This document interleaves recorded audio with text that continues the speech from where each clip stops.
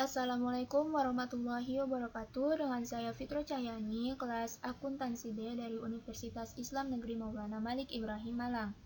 Di sini saya akan menjelaskan tentang higher demand.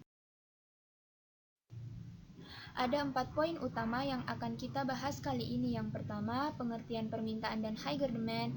Yang kedua, faktor-faktor permintaan. Yang ketiga, hukum permintaan. Yang keempat, kurva. Pembahasan pertama, pengertian. Permintaan atau demand adalah sejumlah barang dan atau jasa yang diinginkan untuk dibeli untuk memenuhi kebutuhan pada berbagai tingkat harga dan waktu tertentu di pasar. Atau singkatnya, permintaan yaitu keinginan akan sesuatu pada waktu tertentu.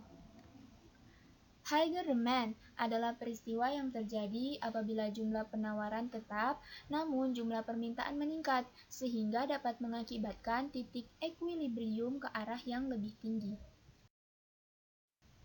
Faktor-faktor permintaan. Yang pertama, pendapatan konsumen. Tingkat pendapatan mencerminkan kemampuan atau daya beli konsumen. Jika pendapatan konsumen meningkat, maka permintaan terhadap barang atau jasa pun akan meningkat. Begitupun sebaliknya. Selanjutnya, harga barang dan atau jasa. Pengaruh harga terhadap permintaan barang dan jasa tergolong kuat. Masyarakat umumnya cenderung memilih barang atau jasa yang harganya lebih terjangkau. Harga barang demikian penting bagi konsumen. Bahkan, konsumen cenderung memilih harga murah dibandingkan kualitas barang. Yang ketiga, selera dan preferensi konsumen. Faktor ini berkaitan dengan keinginan yang timbul dalam diri konsumen. Apabila selera konsumen terhadap suatu barang atau jasa meningkat, maka permintaan akan barang atau jasa tersebut juga akan memiliki peningkatan. Contohnya, kecenderungan masyarakat Indonesia dalam membeli telepon seluler seperti yang sedang tren saat ini, yakni lebih memilih merek Vivo ketimbang merek lain yang sejenis yang harganya lebih murah. Selanjutnya, harga barang substitusi dan komplementer.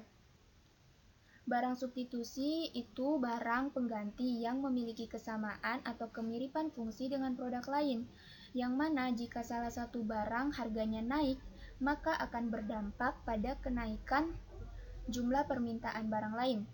Contohnya, daging sapi dan ayam merupakan barang substitusi, karena kebanyakan konsumen bersedia menukar pembelian mereka pada salah satu jika harga yang lain berubah.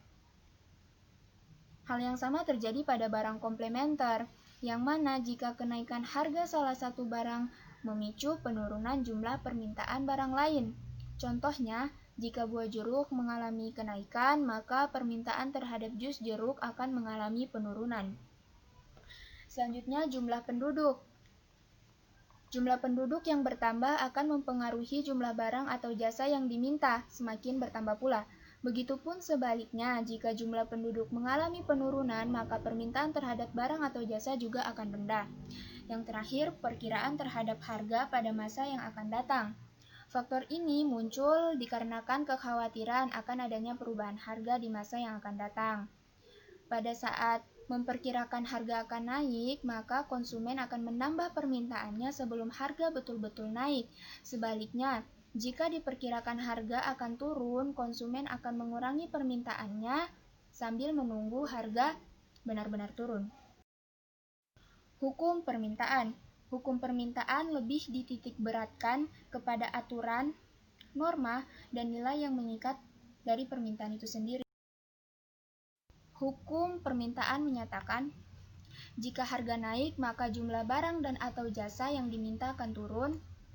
Jika harga turun, maka permintaan terhadap jumlah barang dan atau jasa akan meningkat. Semua terjadi karena pembeli ingin mencari kepuasan, yakni keuntungan sebesar-besarnya dari harga yang ada. Pada hukum permintaan berlaku asumsi ceteris paribus, artinya hukum permintaan tersebut berlaku apabila faktor-faktor selain harga dianggap. Selanjutnya, kurva. Kurva permintaan. Kurva permintaan itu menghubungkan antara jumlah barang yang dibeli konsumen dengan harga barang tersebut. Pada gambar kurva tersebut dapat dijelaskan bahwa pada tingkat permintaan jumlah barang pada titik Q1 dengan harga P1. Namun dikarenakan adanya peningkatan pendapatan, maka daya beli konsumen meningkat, yang mendorong pada meningkatnya permintaan ke Q2 dengan harga tetap pada P1. Bisa dilihat dari kurva tersebut bergerak dari D ke D Aven. Contohnya, penawaran sepasang sepatu dengan harga 100.000, maka konsumen dapat membeli sepatu tersebut pada harga 100.000 dengan jumlah sepasang. Namun dikarenakan pendapatan meningkat, konsumen dapat membeli sepatu dengan harga yang tetap yaitu 100.000 dengan jumlah sebanyak 2 pasang.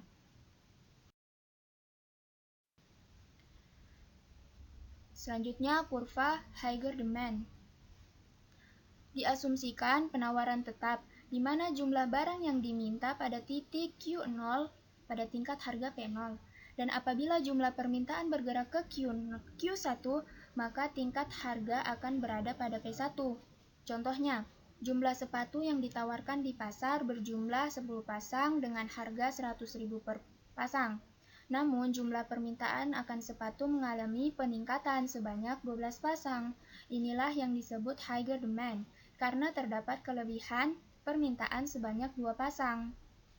Di sini, produsen akan memanfaatkan kondisi pasar dengan menaikkan harga sepatu tersebut, dan konsumen harus mampu bersaing untuk mendapat sepatu tersebut dengan tingkat harga yang lebih tinggi.